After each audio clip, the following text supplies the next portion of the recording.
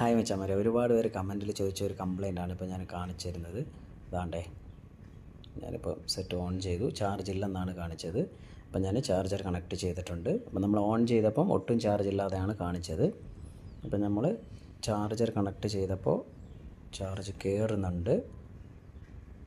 അപ്പോൾ നമുക്ക് എത്ര പെർസെൻ്റ് ഉണ്ടോ, 80% ചാർജ് കാണിക്കുന്നുണ്ട്.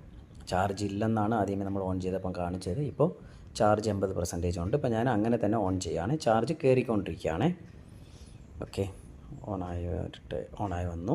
ഇപ്പോൾ അതാണ്ടേ യൂസ് ചെയ്യാൻ പറ്റും നമുക്ക് ഈ കണ്ടീഷനിൽ. അതായത് ചാർജ് കുത്തിക്കൊണ്ട് തന്നെ നമുക്ക് ഉപയോഗിക്കാൻ പറ്റും.